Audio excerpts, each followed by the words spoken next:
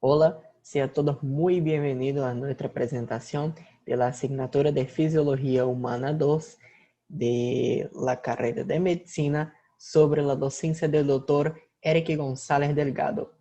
Yo me llamo Arexon Alves y juntamente con mis compañeros Brian Mateo, Mariana da Costa, Sara Fernanda y Sara Hanna, vamos a presentar el tema de sensibilidad somática sobre el dolor, cefalea y sensibilidad térmica.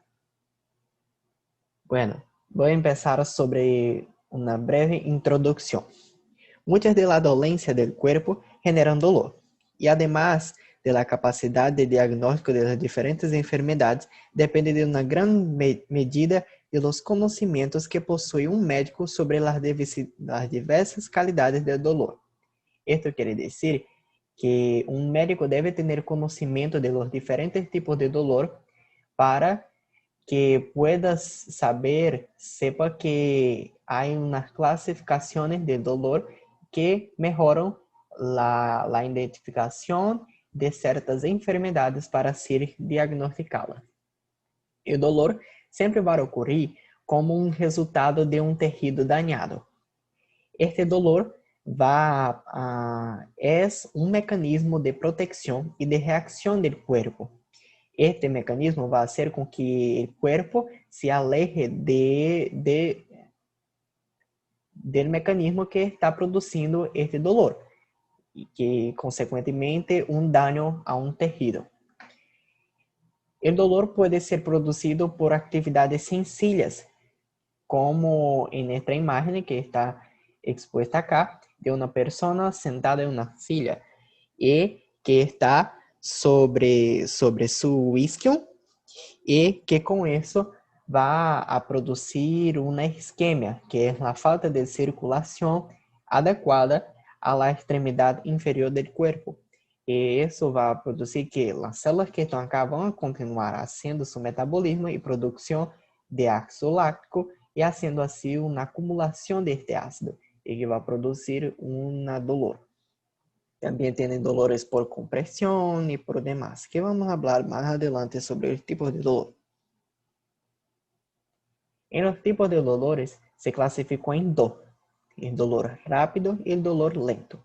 El dolor rápido se siente en 0,1 segundo y es llamado también de dolor intenso, dolor pulsante, dolor agudo y dolor eléctrico.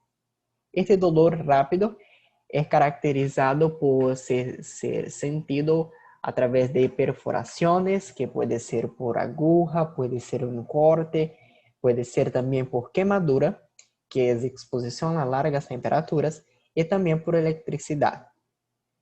Este dolor tiene la característica de no se siente en los tejidos más profundos del cuerpo, o sea, en nuestros órganos. En cambio, el dolor lento puede ser sentido a más de un segundo y que puede llegar hasta minutos para sentir este tipo de dolor.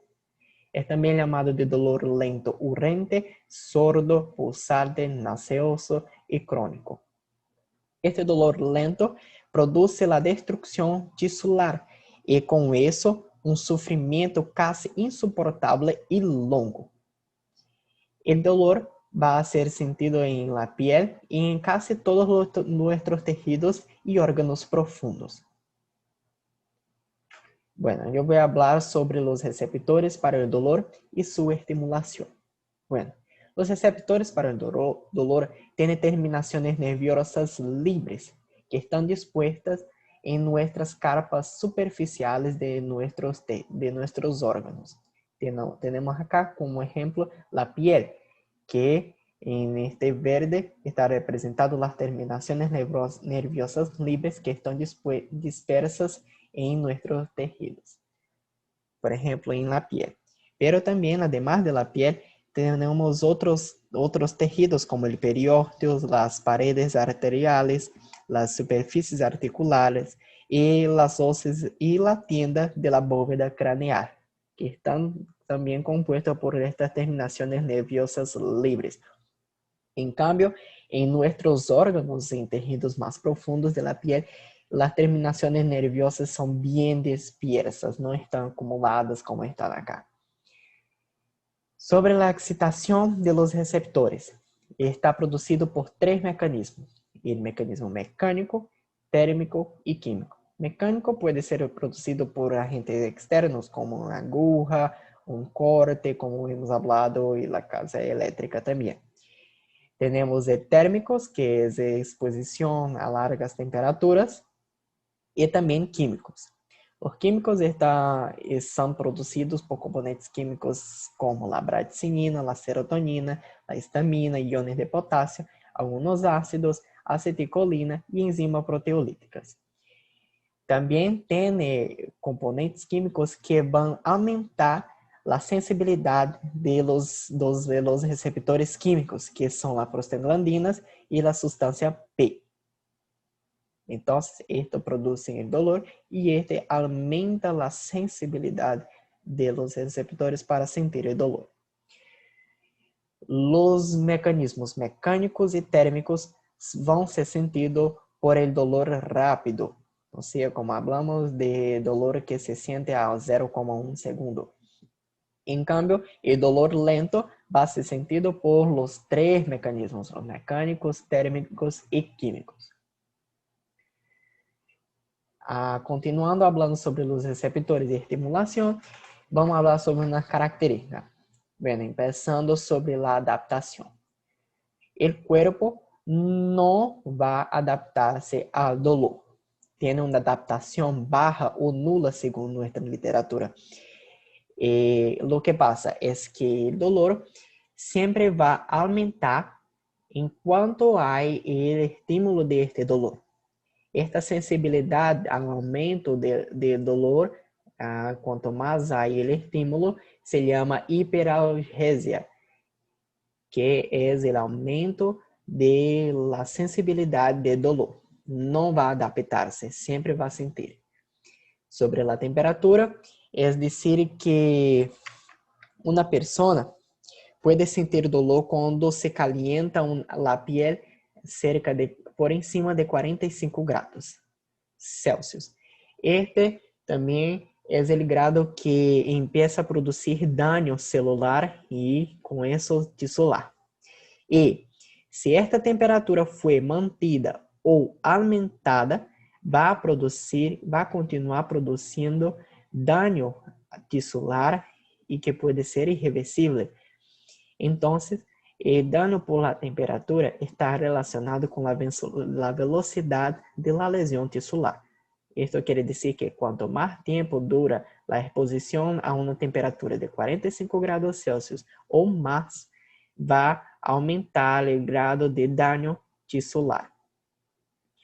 Sobre o dolor químico, podemos ressaltar a bradicinina, que é o componente químico mais importante e mais potente do dolor químico, que pode ser unido a iones de potássio e enzimas proteolíticas para aumentar aún mais sua potência.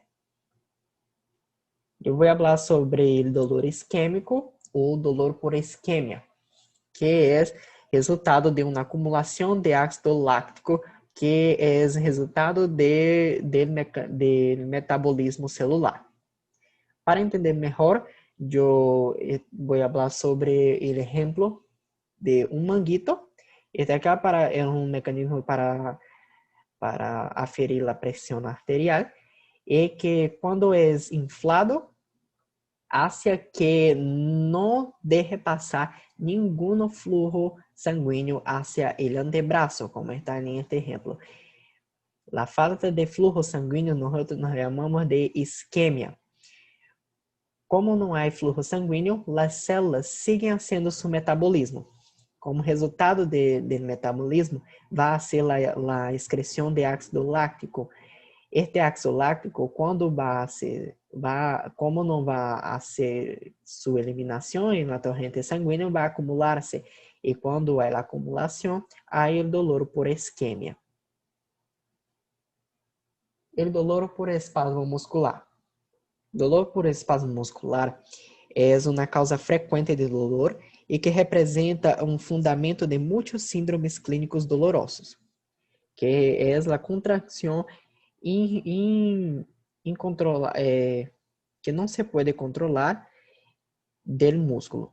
Bueno, este dolor puede ser producido por dos efectos, directo e indirecto. El dolor directo es el resultado de una estimulación de los receptores mecanosensibles, o sea, la contracción involuntaria de este músculo va a producir que los receptores mecánicos del músculo van a ser más sensibles y así ir produciendo el dolor. Ya el efecto indirecto de dolor por espasmo muscular va a actuar mediante la compresión de los vasos sanguíneos. La compresión de estos vasos sanguíneos va a hacer con que no hay el correcto recolhimento del ácido láctico de resultado de producción del metabolismo celular. Y con esto va a hacer con que haya acumulación de ácido láctico y con la acumulación va a hacer con que haya el dolor isquémico. Esto es el efecto indirecto del dolor por espasmo muscular. Vías dobles para la transmisión de las señales del dolor en el sistema nervioso central. Bueno, a pesar de que todos los receptores para el dolor van a consistir en lo que son terminaciones nerviosas libres, ¿no? Esas estructuras van a utilizar dos tipos de vías distintas para así poder transmitir sus señales respectivas a lo que sería el sistema nervioso central, ¿no?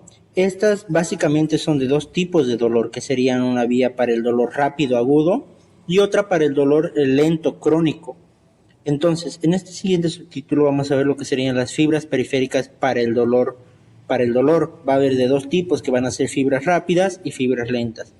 En las fibras rápidas, estos van a pertenecer a lo que sería al dolor rápido agudo. Estas van a nacer a consecuencia de estímulos dolorosos de dos tipos, tanto mecánico o térmico. Y su transmisión va a seguir a lo que son los nervios periféricos, donde va a llegar hacia la médula espinal. Esto se va a dar gracias a través de las pequeñas fibras de tipo A delta. Esto va a ser a una velocidad de entre 6 a 30 milímetros sobre segundos. Por el contrario, el dolor de carácter lento, crónico, se va a suscitar más que todo por estímulos químicos, pero a veces también va a presentar lo que serían estímulos mecánicos o térmicos, que estos van a ser más persistentes.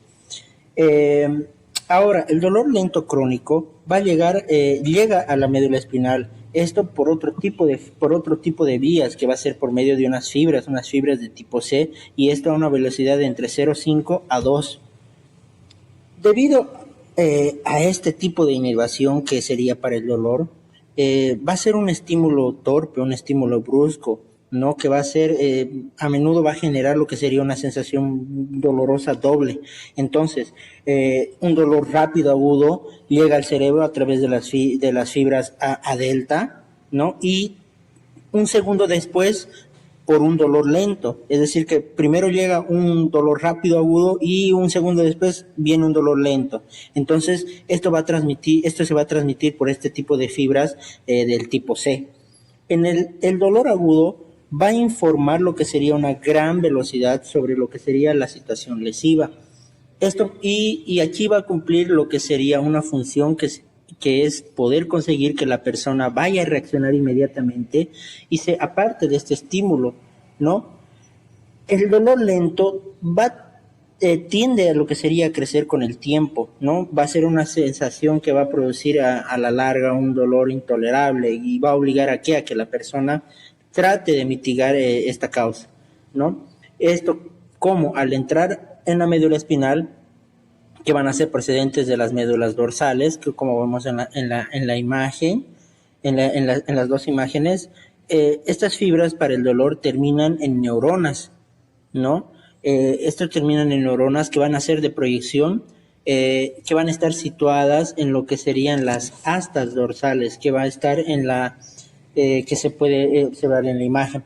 Entonces, ahí es donde va a existir dos tipos de sistemas dedicados al procedimiento, que serían las señales dolorosas en todo el trayecto hacia llegar al encéfalo. En la siguiente diapositiva vamos a ver lo que sería las vías dobles para el dolor en la médula, que serían en la médula y tanto en el tronco encefálico. Una vez que penetra, ¿no? Van a penetrar estas fibras a la médula espinal, va a haber dos tipos de caminos, ¿no? Dos tipos de señales de dolor que va a ser hacia el encéfalo. Vamos a tener lo que sería un fascículo neoespinotalámico y un fascículo del fascículo paleoespinotalámico, ¿no? El fascículo neoespinotalámico va a ser para el dolor rápido. Entonces, aquí estas fibras rápidas para el dolor de tipo A delta van a transmitir una sensación de tipo térmica aguda y mecánica. Esto va a ser sobre todo en la lámina 1, que sería la lámina marginal que podemos observar en la imagen. Aquí es donde donde se excitan las neuronas de segundo orden, ¿no? Que van a ser persistentes a este tipo de fascículo neoespinotalámico. Estas neuronas de segundo orden van a dar origen a lo que serían unas fibras largas, que van a cruzar de inmediato a lo que sería el lado opuesto de la médula, ¿no? ¿Esto por qué? ¿Esto a través de qué? A través de una comisura anterior, de la comisura anterior, y a continuación van a girar en lo que sería en sentido ascendente, que se van a dirigir directamente al encéfalo por las columnas, que serían las columnas anterolaterales. Luego vamos a tener la terminación del fascículo neoespinotalámico, en donde sería en el encéfalo y en el tálamo. Unas pocas fibras del fascículo neoespinotalámico van a acabar en formación reticular del tronco del encéfalo. La mayoría van a pasar de largo, es decir, que van a pasar directo hacia el tálamo, sin poder realizar paradas, y van a terminar en lo que sería en el complejo ventrobasal, que va a estar junto al fascículo de la columna dorsal lemnisco. Esto va a estar encargado de lo que sería la sensibilidad táctil. Va a haber unas pocas fibras que también van a finalizar en un grupo nuclear posterior al del tálamo, ¿no? Desde las regiones talámicas, las señales que se van a transmitir hacia otras zonas basales del cerebro. Esto así como sería en la corteza somatosensativa. Luego vamos a tener lo que sería la capacidad del sistema nervioso para localizar el dolor rápido en el cuerpo. Entonces, una vez que el dolor del tipo rápido agudo se pueda localizar con más precisión en diversas partes del cuerpo, que sería el dolor lento crónico, va a haber cuando no se estimulan del cuerpo, ¿no? Que el dolor lento crónico, cuando no se estimulan estos, más que los receptores para el dolor, van a estar sin una actividad simultánea de los receptores táctiles. Incluso el dolor rápido puede ser un poco menos localizado, se podría decir. Muchas veces solo con un margen de unos 10 centímetros alrededor de esta zona. Si la estimulación afecta a la vez a los receptores táctiles, estos se van a activar al sistema de la columna dorsal lemnisco medial y se van a ser localizados, y la localización puede ser exacta. Aquí vamos a tener luego lo que sería el glutamato del sistema nervioso para poder para el neurotransmisor más probable de las fibras para el dolor rápido de la A delta, ¿no? Se dice que este glutamato es una sustancia neurotransmisora que va a ser segregada en la médula espinal. ¿Esto por dónde? Por las terminaciones de estas fibras nerviosas. ¿Para qué? Para el dolor del A delta. Ese glutamato es uno de los transmisores excitadores que va a recibir un uso más general en lo que sería en el sistema nervioso central. Su acción normalmente no dura más que unos pocos milisegundos. En la siguiente diapositiva vamos a ver lo que serían las vías paleo-espinotalámica para la transmisión del dolor lento crónico. Aquí vamos a ver que este tipo de vía es un sistema, según el libro dicta que es un sistema más antiguo, que va a ser básicamente transmitir el dolor que son procedentes de las fibras periféricas de tipo C. Que estos son de un carácter lento crónico, aunque también van a transportar algunas señales que son correspondientes de las fibras de tipo A delta. En esta vía, estas fibras periféricas acaban en lo que sería en la médula espinal, entre las láminas, lo que sería 2 y 3 de estas astas dorsales. Esto en conjunto, ¿cómo se podría decir? Estas fibras periféricas, este conjunto va a recibir un nombre que va a ser la sustancia gelatinosa, que vamos a poder observar en la primera imagen. La mayoría de estas señales van a atravesar una o más neuronas complementarias que serían del axón corto, ¿no? Que van a estar dentro de esas propias astas dorsales antes para poder entrar sobre todo en las láminas 5, que van a estar todavía en lo que sería el asta dorsal. Las últimas neuronas de la serie van a dar origen a unos axones largos, que en su mayor parte se reúnen con fibras de la vía para el dolor rápido. Estas van a atravesar lo que sería la comisura anterior y hacia el lado opuesto, que sería la médula espinal, y así van a ascender después a lo que sería el encéfalo, esto por la vía anterolateral. Luego vamos a tener lo que sería la sustancia P. El neurotransmisor más probable de las terminaciones nerviosas con un carácter crónico de tipo C. Hay investigaciones que van a señalar que los terminales de las fibras para el dolor de tipo C, que van a entrar en la médula espinal, van a segregar los transmisores de glutamato y sustancia P. El glutamato va a actuar de manera rápida, de manera inmediata, y solo que la cuestión es que va a durar pocos milisegundos. En cambio, la sustancia P libera con mayor lentitud, es decir, que se va a acumular su concentración durante un periodo de segundos o incluso minutos. El libro cita que se ha propuesto también que la sensación dolorosa doble que se percibe después de un pinchazo, después de una inyección, podía derivar en una parte de circunstancias de que el glutamato va a proporcionar lo que sería un componente con mayor rapidez, mientras que al contrario que la sustancia P va a llegar más rezagado, más lento. Esto va a depender mucho de los detalles que aún no se conocen, ¿no? Y parece claro que el glutamato es el neurotransmisor implicado, que va a ser el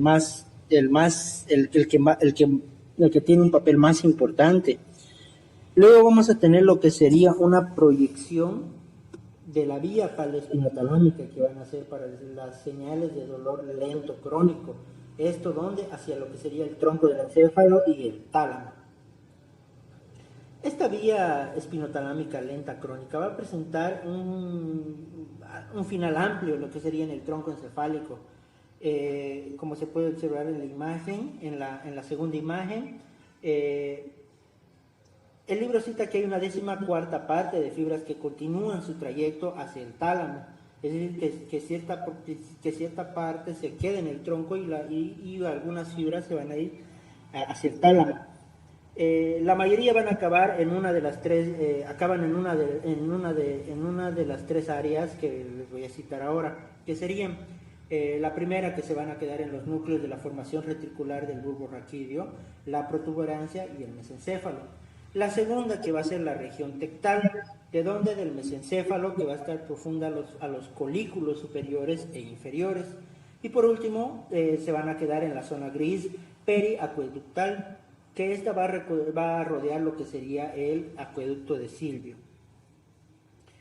Vamos a tener lo que sería la capacidad, que sería muy escasa del sistema nervioso para poder localizar una precisión, con precisión lo que sería la fuente del dolor transmitido por la vía lenta crónica.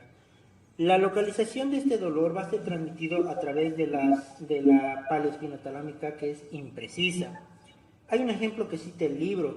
En el dolor lento crónico se puede localizar que en una zona amplia del cuerpo, como el brazo o una pierna, pero no es un punto específico de ese brazo o de esa pierna.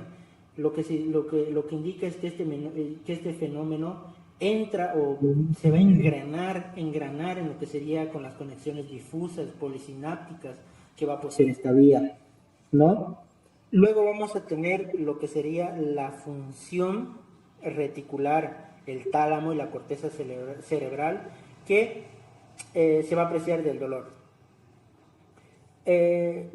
La reacción integral de estas áreas sensitivas somáticas de la zona cerebral no evita lo que sería la percepción del dolor. Es por tanto que es probable que estos impulsos dolorosos que penetren en la formación reticular del tronco encefálico, el tálamo y otros centros que serían inferiores del encéfalo van a provocar lo que sería una sensación. Este libro indica que esto no significa que la corteza cerebral no tenga nada que ver con su captación normal. La estimulación eléctrica de estas áreas corticales somatosensitivas va a proporcionar lo que sería la percepción del dolor leve. En el ser humano se va a dar más o menos en el 3% los puntos elegidos. Pero se cree que esta estructura representa un papel especial para la importancia de lo que sería la interpretación de las cualidades del dolor. Vamos a tener lo que sería la capacidad especial de las señales de dolor para aliviar o para avivar lo que sería la excitabilidad cerebral global. La estimulación eléctrica se da en las regiones de lo que sería reticulares del tronco encefálico y de los núcleos interlaminares del tálamo. Estas zonas es donde acaba el dolor de tipo lento, lo que causa un sufrimiento. Esto va a poseer un efecto potenciador de la actividad nerviosa, por tanto, por todo lo que sería el encéfalo, ¿no?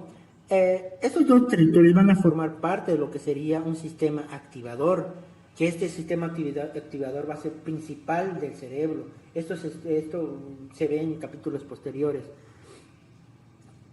Vamos a tener por último lo que sería una interrupción quirúrgica de las vías del dolor. Cuando una persona sufre un dolor intenso e incoercible de este tipo de situaciones, el libro cita como en ocasiones puede ser en la diseminación rápida de un cáncer, por ejemplo. Aquí es necesario aliviarlo, pero para proporcionar un alivio de dolor puede cortarse las vías nerviosas para el dolor en cualquier punto de entre varios que sean posibles. Si esta sensación asienta en la parte inferior del cuerpo, una cordotomía, ¿no? Que es una cirugía que va a ser una cordotomía que va a ser en la región torácica de la médula espinal, ¿no? Esta va a mitigar lo que son durante semanas o meses.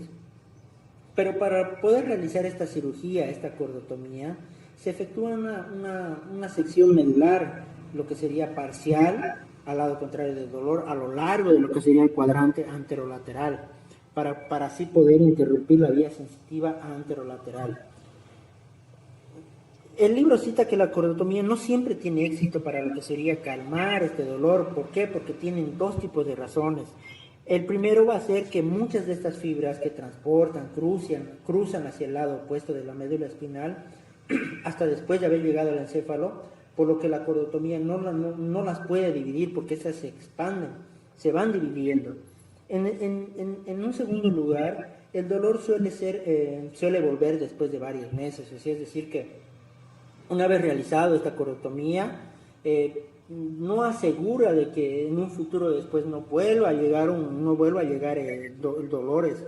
Puede decir que esta cirugía puede hasta incluso ser parcial para un cierto tiempo, donde pueda llegar lo que sería este dolor. Hay otras vías que en condiciones normales son demasiado, ¿cómo se podría decir?, eficaces, ¿no? Por ejemplo, las vías que serían las vías dispersas para el cordón dorsolateral. Ahora, hay otro método operativo que va a ser atenuar el dolor, que ha consistido en cauterizar lo que son las regiones específicas encargadas de esta función, en lo que serían los núcleos intralaminares del tálamo, ¿no? Lo que normalmente se remedia, los tipos de dolor van a generar lo que es sufrimiento mientras se deja intacta, ¿no? En la apreciación personal del dolor agudo, que representa un importante mecanismo protector. Yo soy Sara Hanna y voy a empezar hablando del sistema de supresión del dolor en el encéfalo y en la médula espinal, que va a ser la analgesia. El grado con que cada persona va a reaccionar frente al dolor va a variar de persona a persona, y esta variación obedece a una parte de una propiedad que posee el encéfalo en sí mismo para suprimir la entrada de señales dolorosas mediante la activación de un mecanismo de control, que va a ser un sistema que llamamos de sistema analgesia. Y este sistema va a estar compuesto de 3 componentes fundamentales, que van a ser la región gris peraquiductal y las áreas periventriculares, que es desde esta zona que las neuronas van a enviar señales hasta el segundo componente, que va a ser el núcleo magno de Reiff y el núcleo reticular paragigantocelular, que es a partir de esta estructura que se transmiten señales descendentes de segundo orden por las columnas dorsolaterales de la médula espinal hasta el tercer componente, que va a ser un complejo inhibidor de dolor que va a estar localizado en astas dorsales de la médula espinal. Y es a este nivel que las señales analgésicas tienen la capacidad de bloquear el dolor antes de su transmisión hasta el encéfalo.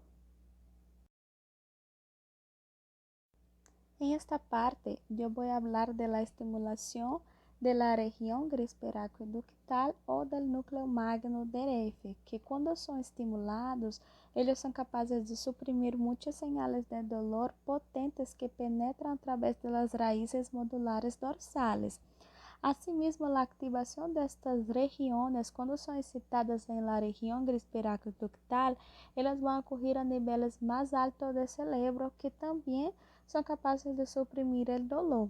Y estos niveles que yo estoy hablando son 2, que son los núcleos periventriculares del hipotálamo y el fascículo prosencéfalo medial.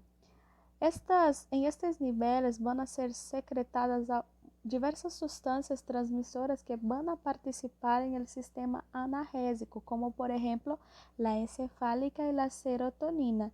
Y muchas de estas fibras nerviosas van a estar derivadas de los núcleos periventriculares y de la región gris peraquiductal, que van a también segregar encefálica en sus terminaciones.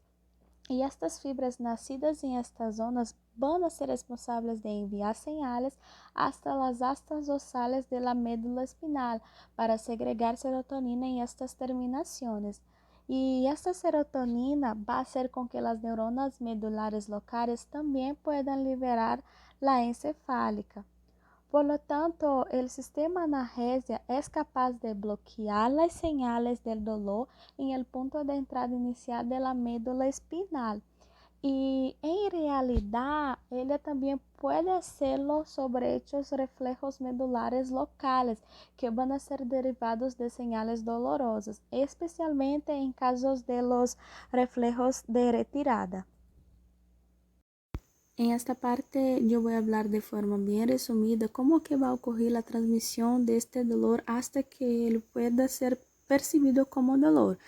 Y esto va a ocurrir en 4 pasos, que van a ser la transducción, la transmisión, la modulación y la percepción. La transducción es el momento en que este impulso doloroso es percibido por los neurotransmisores y transformado en potencial de acción. Después va a venir a etapa de transmisión, que es el momento en que este impulso es conducido hasta la parte posterior de la médula espinal.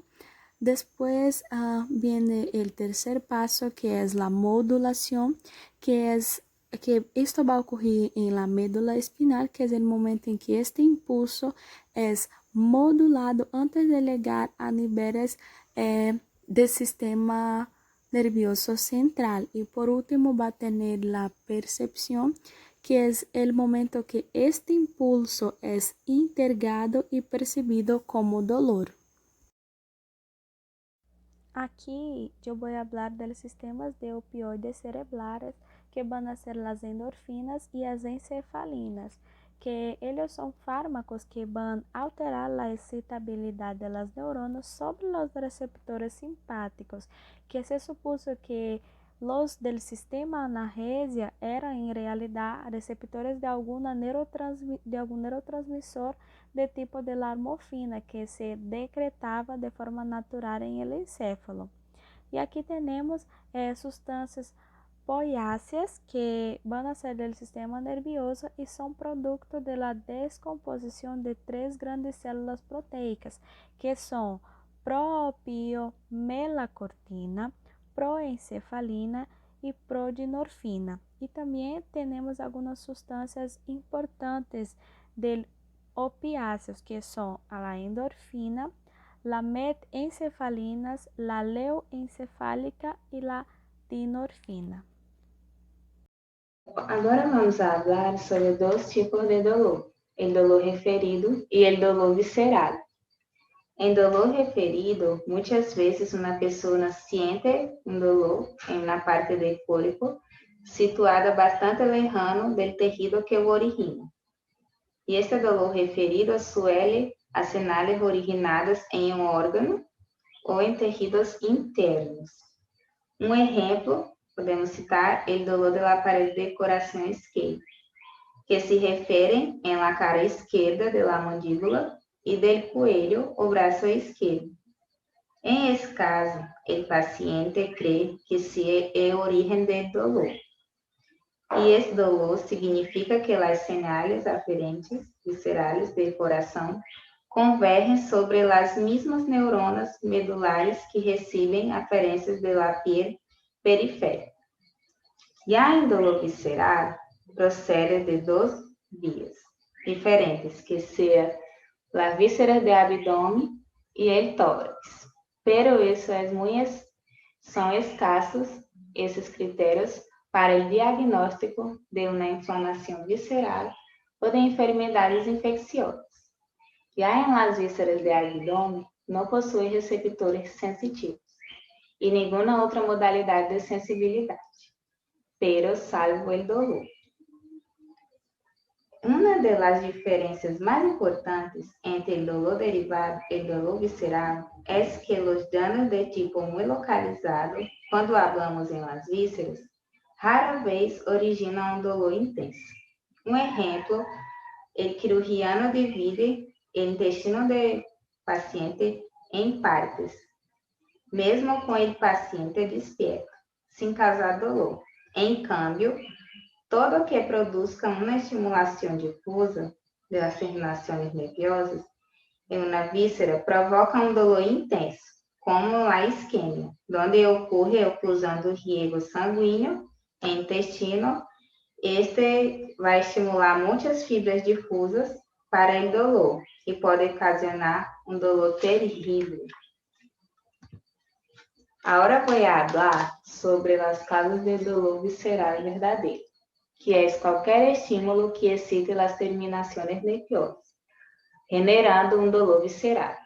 Para explicar esta parte, vamos falar de alguns fenômenos que ocorrem, como em la isquemia, que vai generar um dolor visceral do mesmo modo do que em outros tecidos, com uma suposição de que a formação de produtos finais de metabolito e de ácido ou de degeneração tissular, como as enzimas proteolíticas e outros, vão a estimular as terminações nervosas para o dolor.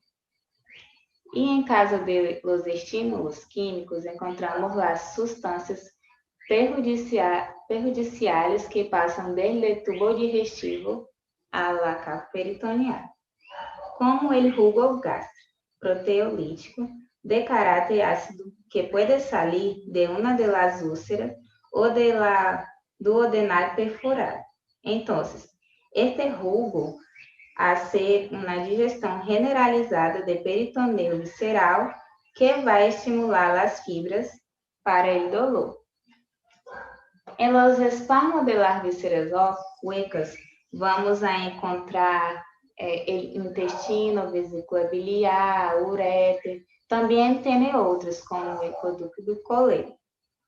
E pode generar dolor, se supõe que pode ser por la estimulação mecânica de las terminações nerviosas deste tipo, ou então los espasmos provocados pela redução de fluxo sanguíneo, ou também vão ocasionar o dolor. Em la redução do fluxo sanguíneo, que se dirige ao músculo, é somado à necessidade metabólica de nutrientes e vai produzir um dolor intenso. Já em la hiperdilatação de uma víscera hueca, é ocasionado pelo lenado extremo que vai a resultar no hiperestiramento deste tecido. E como resultado, vai ocasionar um dolor isquêmico. Podemos citar em essa hiperdilatação é capaz de colapsar os vasos que rodeiam as vísceras, o que atravessa sua parede, favorecendo um dolor isquêmico. Agora vamos falar sobre as vísceras insensíveis. Algumas regiões são bem sensíveis a dolor, né? Como o parênquima hepático e os alvéolos pulmonares. E em essas áreas, raramente vão ser muito sensíveis ao dolor. Agora vamos falar sobre dolor parietal provocado por enfermidades viscerais, donde el proceso patológico se propaga al peritoneo parietal, pleura ou também el pericardio. Essas superfícies parietales possuem ampla inervação dolorosa, portanto, o dolor que procede da parede que cubre a uma víscera com frequência tem caráter de ar. Já se compararmos este dolor com o dolor autêntico, em dolor autêntico vai ser de uma forma direta, com, digamos, podemos utilizar um exemplo com um bisturi, né, em peritoneu parietal, que vai ser muito dolorosa. Mientras, em peritoneu visceral, não vai ser tão doloroso assim, e às vezes não há dolor. Então, no parietal vai haver dolor, já em peritoneu visceral não vai ter tanto dolor assim. Agora vou falar sobre localização do dolor visceral. Às vezes, o cérebro do paciente não tem experiência sobre a existência dos distintos órgãos internos. Portanto, qualquer dolor interno não pode localizar-se mais que no modo general.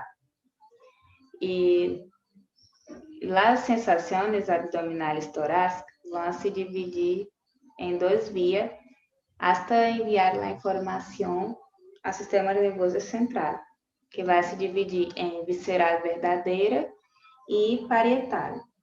A visceral recorre às fibras sensitivas para o dolor de los ácidos nervios autônomos e as sensações resultam a regiões superficiais, às vezes lejanas de órgão doloroso, já que em las parietales, que vão transportar diretamente desde o peritoneu, pleura ou pericárdio hasta os nervos raquídicos locais. Como exemplo, em la via visceral, o coração deriva do cuello e la parte superior de tórax, que se encontra las fibras para el dolor visceral, que asciende a lo largo de los nervios sensitivos simpáticos y viscerales de la médula espinal, entre los segmentos C3 y T5.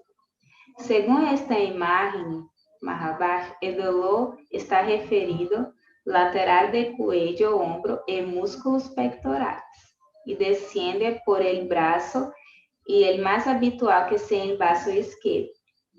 Ya en esta imagen más de abajo demuestra la representación de la vía parietal en una transmisión de dolor abdominal torácico, donde los impulsos dolorosos van a viajar de apêndice a las fibras para el dolor visceral con una ubicación en los senos de los ácidos nerviosos simpáticos y después entran en la médula espinhal, en torno de la T10 y T11, donde rodea el umbigo.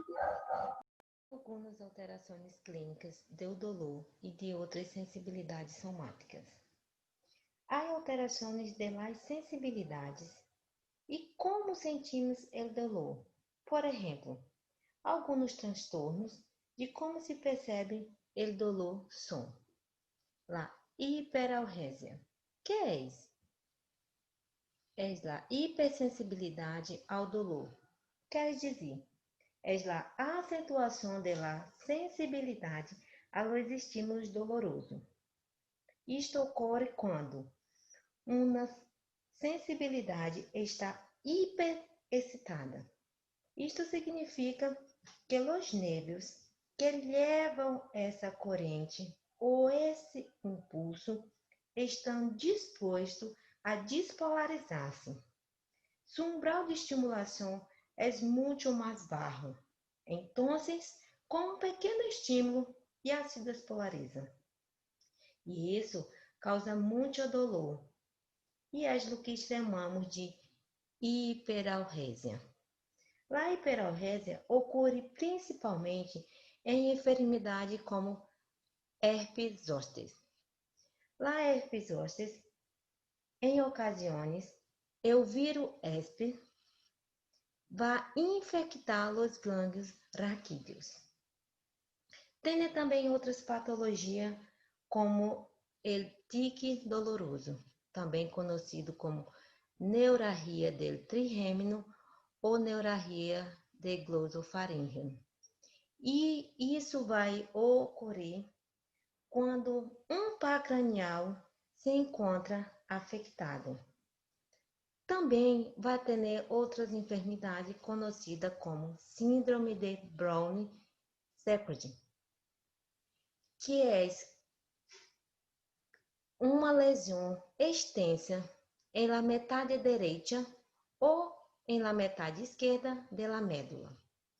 Podemos ver acá, mirar em esta figura ao lado, supongamos que é um paciente, e esse paciente vai ter a síndrome de Brown-Séquard em lado esquerdo. Podemos mirar em esta zona verde, que quer dizer, está indicando a perda completa da sensibilidade. A zona morada, acá, do lado esquerdo, indica a diminuição do tacto, também vai diminuir a vibração, pero se conserva a sensibilidade termoalgésica. Já em lado direito, em essa parte azul, indica a diminuição da sensibilidade termoalgésica, completamente o oposto do lado esquerdo, não vê? E se conserva o tacto e a vibração. Quer dizer, se o corte é do lado direito da médula, sensações como calor, dolor, frio, desapareceu do lado oposto do corpo, quer dizer, do lado esquerdo. La cefaleia. Que é a cefaleia? A cefaleia, como nós outros conhecemos é a famosa dor de cabeça. E ela vai se classificar em intracranial e extracraniais. Como que nós outros vamos distinguir quando é intracranial e extracranial? Se o estímulo doloroso pode venir de dentro, no interior do crânio, vai ser uma cefaleia intracranial. E assim, o estímulo que vai causar a dor vier de fora do crânio, vai ser uma cefaleia extracraniana. A cefaleia de origem intracranial. Nós outros vamos ter a cefaleia de meningite, que é a inflamação, é causada por la inflamação das meninges. E acá nós podemos mirar. Se você se coloca assim, de perfil, e o dolor de cabeça é intenso, pero é em la parte anterior do crânio, em esta região del cá, vai ser principalmente porque o nervo trigêmeo, que é o quinto par, é o que está sendo afetado. Sin embargo, se o dolor é intenso por conta de algum estiramento de las meninges, ou algum traumatismo ou algo desse tipo, e se vê que o dolor é mais em la região posterior, temos então que saber que esta sensação dolorosa está entrando por ele noveno par craniano, décimo par ou por lo 11º par cranial ou por el nervio espinhal C2. Então, como eu falei, a cefaleia de meningite, ela é causada por la inflamação de las meninges e de modo característico é um dolor de toda a cabeça. Vamos ter também a jaqueca, que é causada por fenômenos vasculares anormais prodrômicos. Que seriam esses prodrômicos?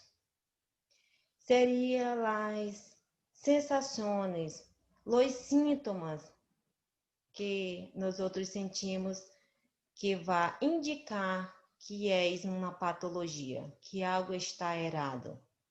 Então, a jaqueca também é conhecida como cefaleia migrañosa, que é um tipo especial de cefaleia, que, como eu falei, pode ser derivada de fenômenos vasculares anormais, aunque não se reconhece seu mecanismo exato.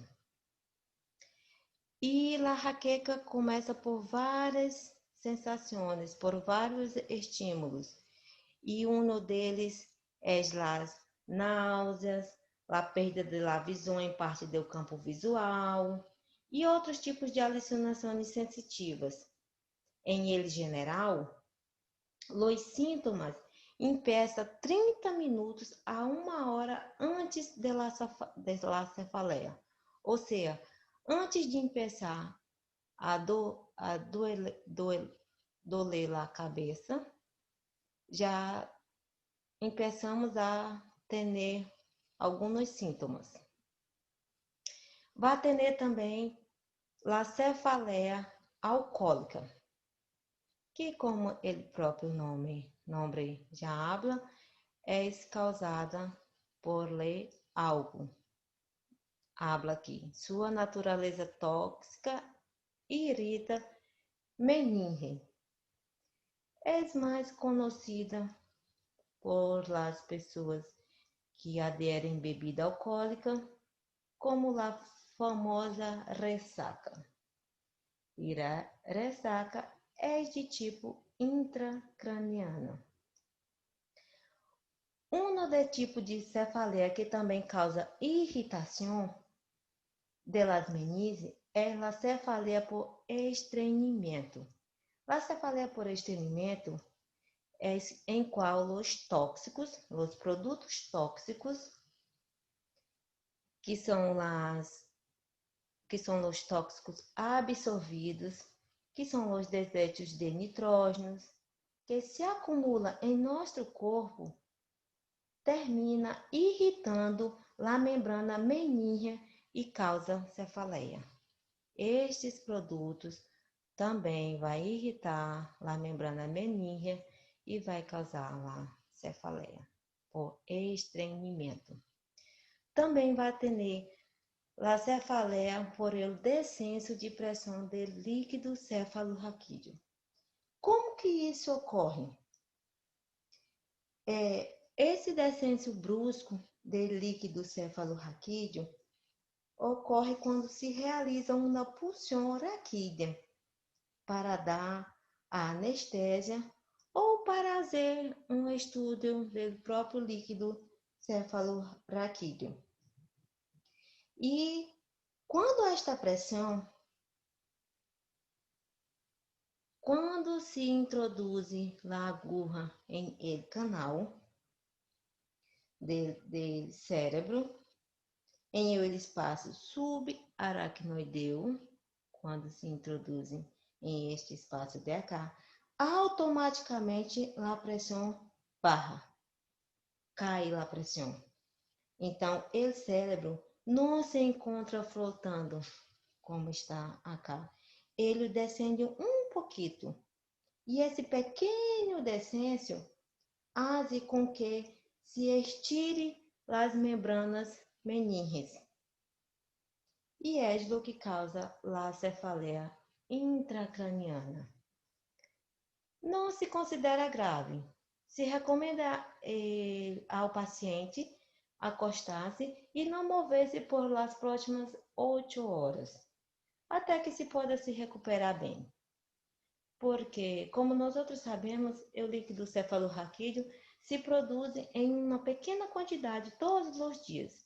Então, assim, praticamente o que deve fazer é deixar ele corpo, que se recupere e que aumente a pressão novamente. E assim termina lá a cefaleia. Cefaleia de origem extracranialis. As cefaleias extracranialis vai ter por espasmo muscular, irritação nasalis e paranasalis e transtornos oculares. Por espasmo muscular, é por tensão emocional, músculos espáticos. Vai causar dolor porque vai justamente a los músculos inervados, como eu falei anteriormente, por el 11º par cranial, por el nervio C2, por el 9º par e pelo 10º par. E como que isso ocorre? Esses nervos têm certas inibições por los músculos. E quando esses músculos têm um espasmo ou uma contractura por muito tempo, isto liga a estes nervos e ingressa como uma informação dolorosa para nosso cérebro. Então, temos a cefaleia.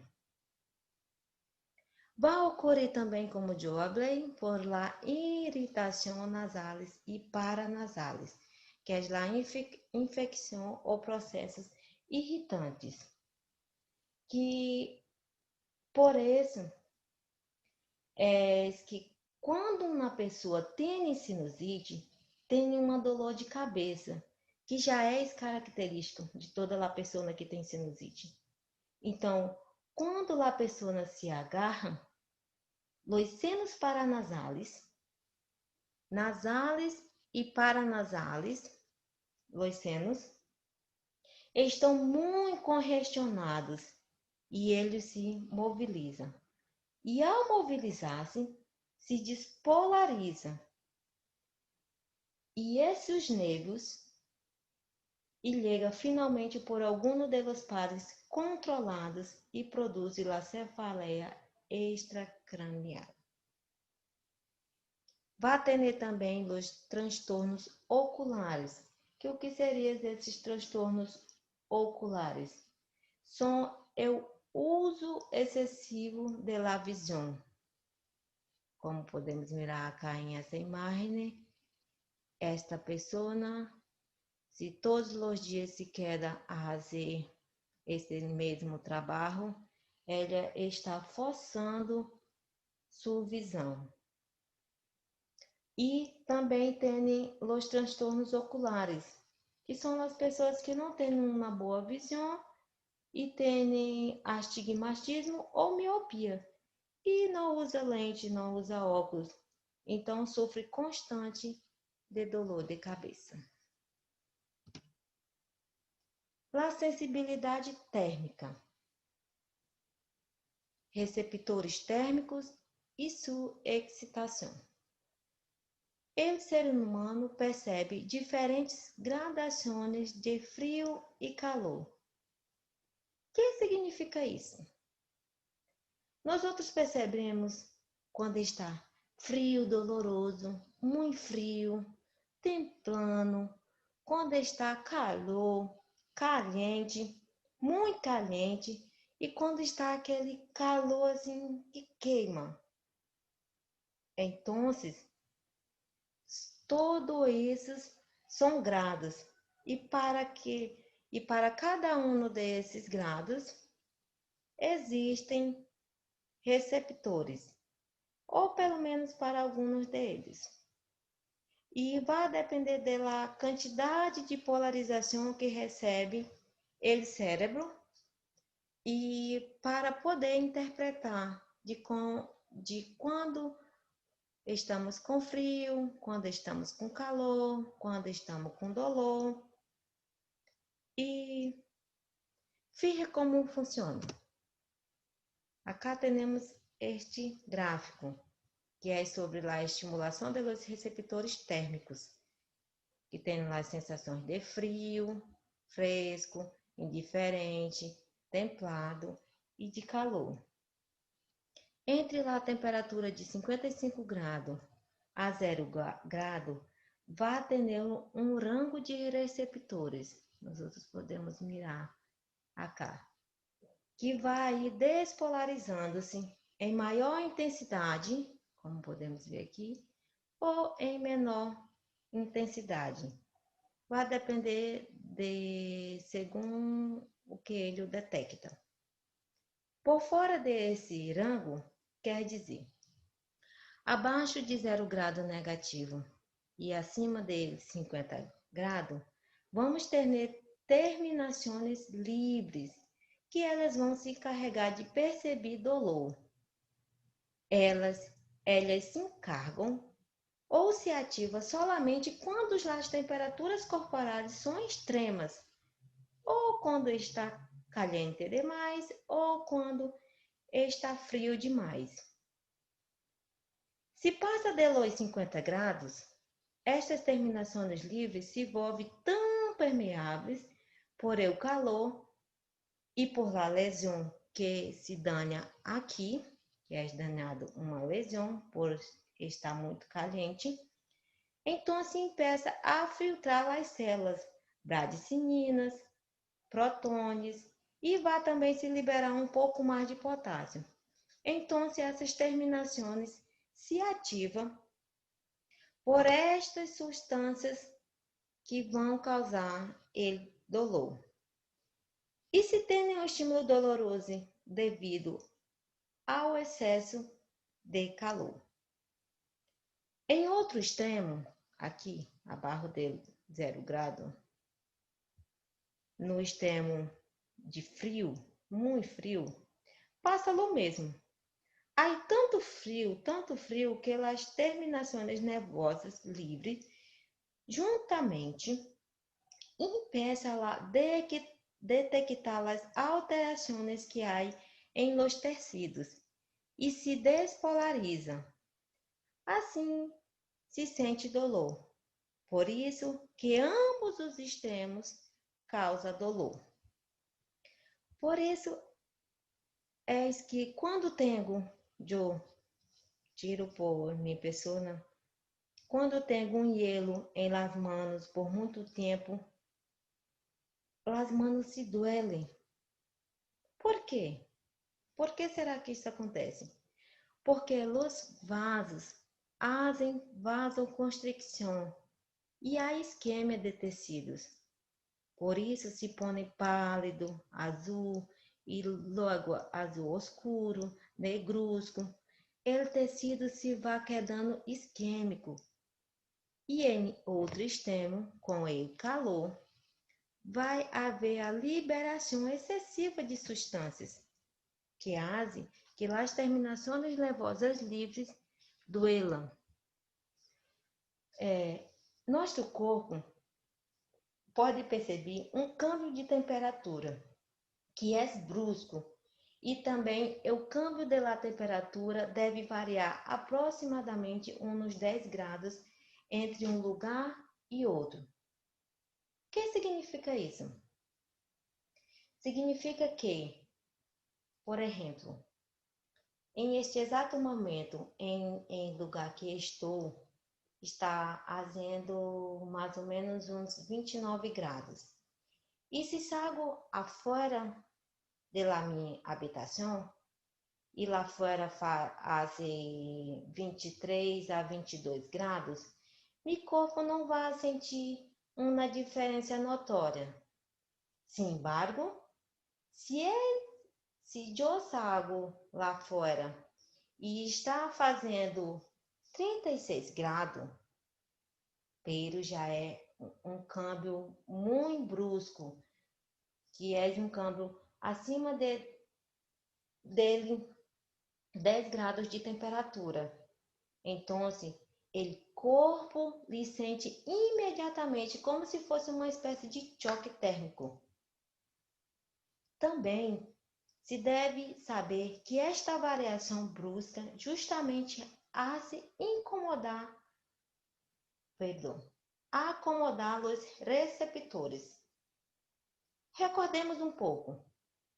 Lembra que todos os receptores têm um certo grau de adaptação e acomodação? Então, estes receptores de temperatura, quando estão acostumados, como eu falei, eu estava em um ambiente de 36 graus e logo passo a um ambiente muito frio, sinto o câmbio. Pero, transcorrido algum tempo, o receptor se adapta e deixa de emitir tantos potenciais de ação. Então, a temperatura se queda agradável e eu não me quedo mais molesto. Não me molesto mais. E é isso. E nós quedamos acá. Muitas graças por sua atenção. E este foi o capítulo 48 del Gaito, da 12ª edição.